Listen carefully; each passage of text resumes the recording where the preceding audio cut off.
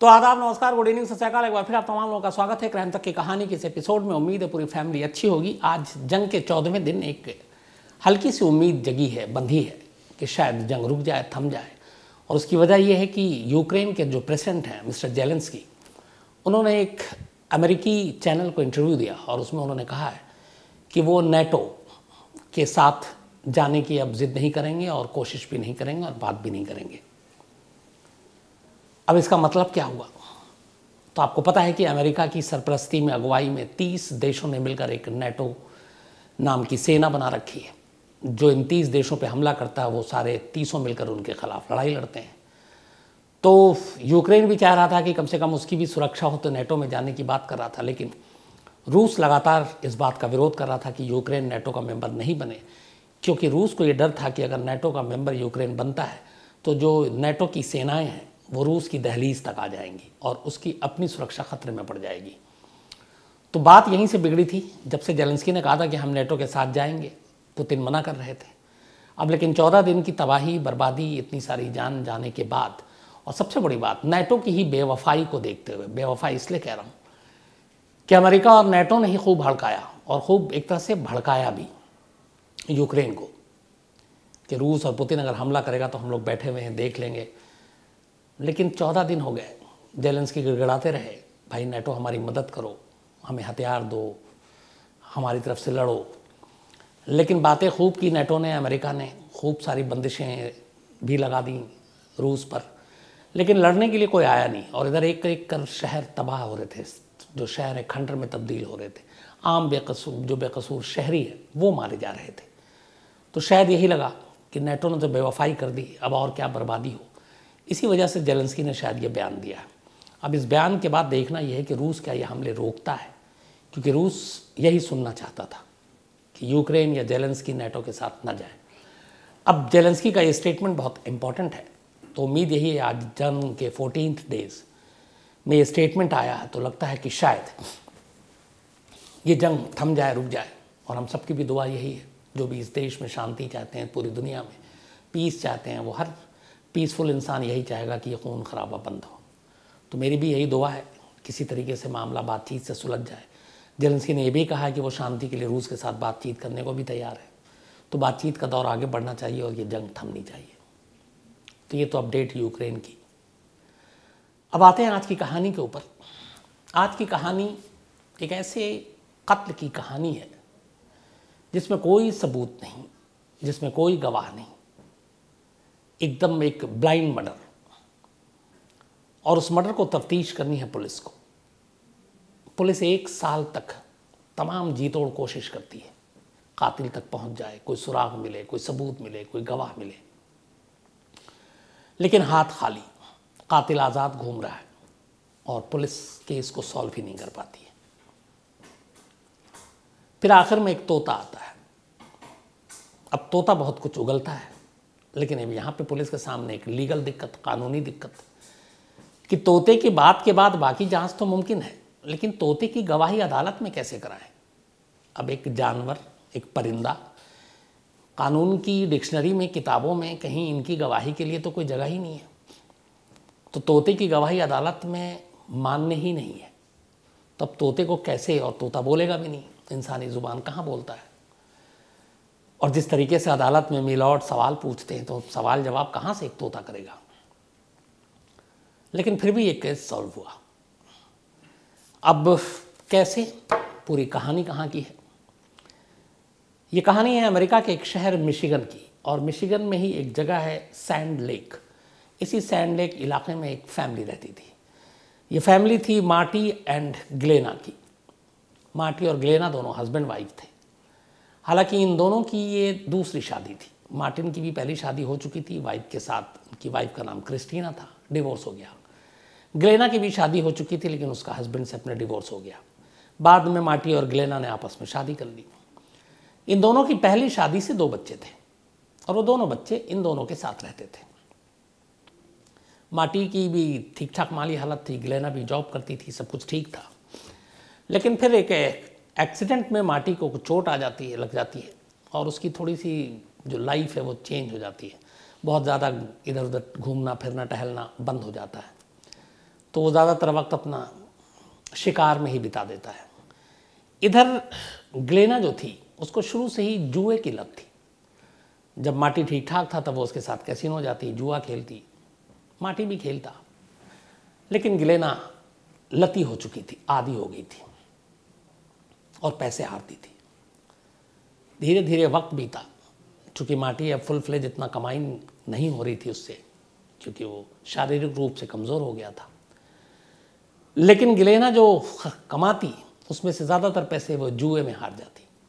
फिर बीच में जुए में हारती, घर की जिम्मेदारी थी, गाड़ी और घर दोनों EMI पर था, उसके भी तकाज़ा होने लगे बैंक से। फिर वो बीच में ड्रग्स लेने लगी। धीरे धीरे ड्रग्स लेने के बाद उसके अंदर अजीब सा परिवर्तन भी आया। कई बार वो चिड़चिड़ी हो जाती, लड़ाई करती, झगड़ा करती, कई बार सुसाइड करने का मन करता, लेकिन फिर भी दोनों की ज़िंदगी सब कुछ ठीक ठाक चल रही थी। एक बार तो नौबत यह आया कि बैंक वालों ने कहा कि गाड़ी और घर दोनों जब्त कर लेंगे, क्योंकि वक्त पे EMI नहीं दिया। मार्टी ने बोला कि तुमको हमने इंतज़ाम करके पैसे दिए। असल में वो पैसे भी वो जुए में हार गई, और उसने झूठ बोला मार्टी से कि मैंने तो पेमेंट कर दिया, पता नहीं बैंक वालों को कैसे ये गलतफहमी हो गई है। लेकिन उसे इस बात का एहसास था कि ये सारी चीज़ें उसके ख़िलाफ़ जा रही हैं और कभी ना कभी सारी चीज़ें पकड़ी जाएंगी, फाइनेंशियली भी हालत ठीक नहीं है। दोनों बच्चे साथ में थे। वक्त बीतता गया। 2015 13 मई 13 मई 2015 की तारीख आती है। 13 मई 2015 की तारीख आती है। उससे पहले हुआ ये कि इसी सैंड लेक के घर में, मिशिगन में, मार्टी और ग्लेना ये दोनों अपने घर में पिछले 2 दिन से बाहर नहीं निकले। बच्चे कहीं और थे इनके रिलेटिव के पास कुछ दिनों से। अब मार्टी और ग्लेना घर से बाहर निकले नहीं। आमतौर पे जो रोज़मर्रा होता है, पड़ोसी होते हैं, वो जानते हैं कि कौन किस वक्त बाहर निकलता है, कौन काम पे जाता है, कौन क्या कुछ करता है, डेली रूटीन की चीज़ें। तो 2 दिन तक जब इनके घर के दरवाजे नहीं खुले, दोनों मियाँ बीवी बाहर नहीं आए, तो पड़ोसियों को थोड़ा सा कुछ डाउट हुआ। इसी के बाद एक पड़ोसी ने 13 मई को दरवाजे पे नॉक किया। अंदर से कोई आवाज़ नहीं आई। उसने बेल भी बजाई, नहीं आवाज़ आई। फिर उसने दरवाजे को पुश किया तो देखा कि दरवाज़ा खुला हुआ है, पर जैसे ही दरवाज़ा खुला, वो अंदर उसने पहला कदम रखा, उसकी चीखें निकल गईं।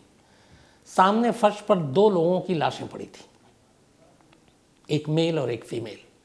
उसने उन दोनों को ध्यान से भी नहीं देखा और बदहवास चीखती हुई घर से बाहर आई। बाहर उसकी चीख सुन के बाकी पड़ोसी इकट्ठा हुए।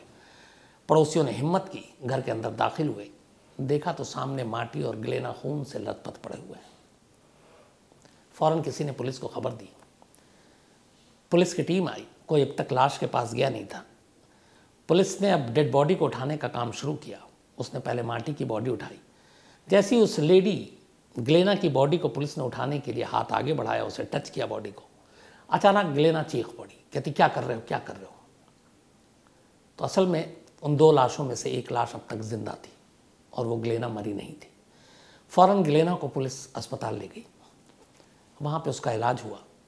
कान के पास से गोली छूते हुए निकल गई थी ग्लेना को। हालांकि चोट लगी थी, लेकिन इत्तेफाक से खतरा नहीं था जान को। जबकि दूसरी तरफ मार्टी के शरीर से 5 गोलियां मिली। अब एक सुसाइड नोट भी मिला, और वो सुसाइड नोट जो है वो ग्लेन के हाथ का लिखा हुआ था, ग्लेना के। अब पुलिस ये समझ में नहीं आ रही, और पड़ोसी यही कि शायद ग्लेना ने सुसाइड करने की कोशिश की, उसी ने अपने पति को गोली मार दी। पुलिस ने थोड़ा इंतज़ार किया। डॉक्टरों ने जब वो फिट हो गई तो कहा आप स्टेटमेंट लीजिए। डॉक्टर ने ग्लेना से बात की। उसने कहा कि मैं अपने पति से बेइंतहा प्यार करती थी, वही मेरी ज़िंदगी थी, और हाँ हमारी बहुत सारी प्रॉब्लम थी, फाइनेंशियली, बाकी चीज़ें, लेकिन मैं अपने पति को गोली क्यों मारूंगी। बल्कि मैं तो चाहती थी हमेशा उसके साथ रहूं।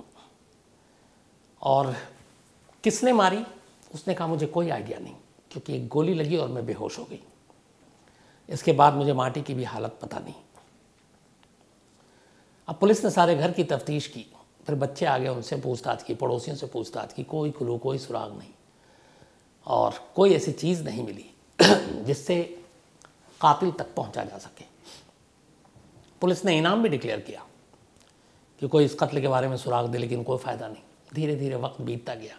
इस दौरान में सारे कॉल डिटेल और ये सब भी निकाले गए। हालांकि घूम फिर के पुलिस को शक गिलेना पे भी हुआ। गिलेना से कई बार पूछताछ की। उधर गिलेना की दिमागी हालत भी ठीक नहीं थी बीच बीच में, तो कई बार रो पड़ती, कई बार उसकी याददाश्त कमज़ोर होती, कुछ बातें बताती कुछ नहीं बताती। लेकिन कोई ऐसा सबूत, पुलिस को शक तो था लेकिन कोई सबूत ही नहीं था कि वो गिलेना को कातिल करार दे अपने ही पति का। वक्त बीतता गया, पुलिस के हाथ खाली थे, तमाम तफ्तीश कर ली।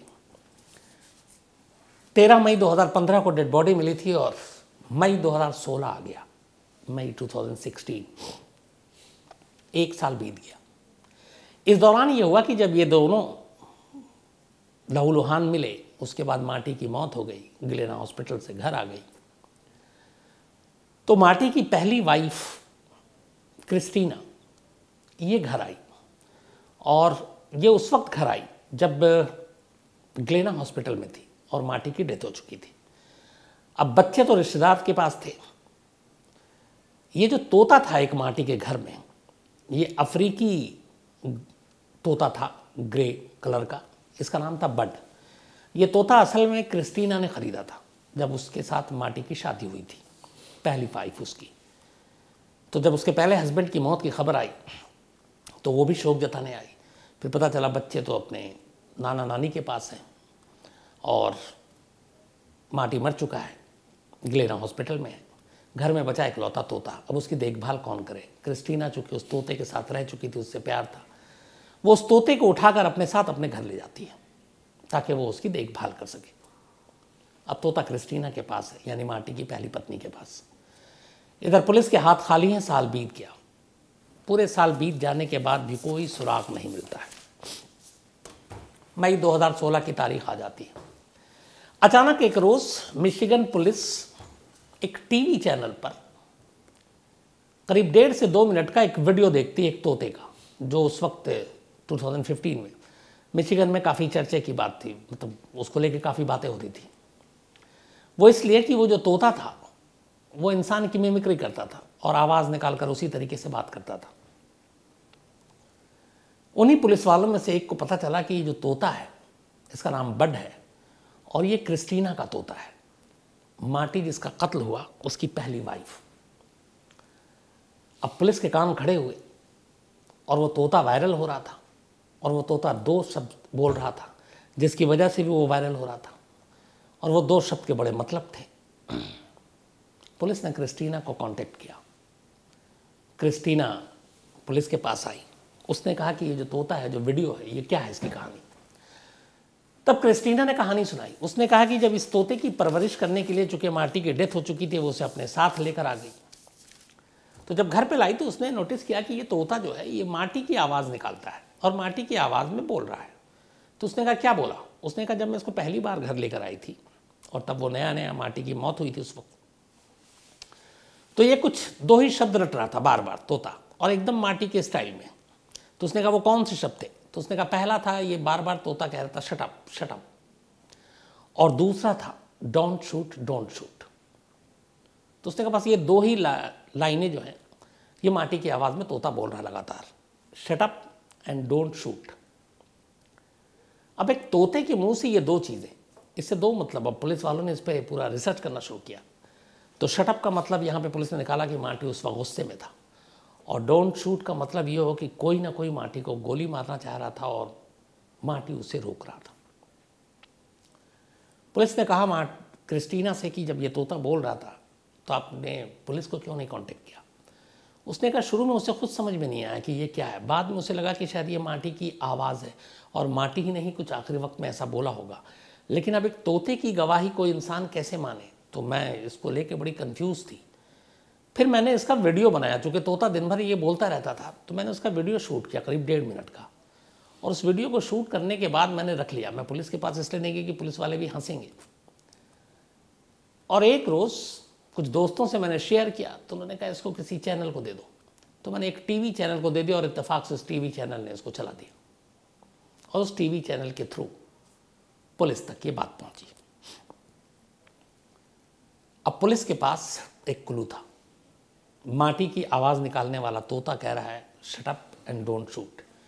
किसे वो शट अप कह रहा है और किसे वो डोंट शूट कह रहा है? पुलिस ने फिर से 1 साल पहले की सारी चीज़ें खंगालनी शुरू की।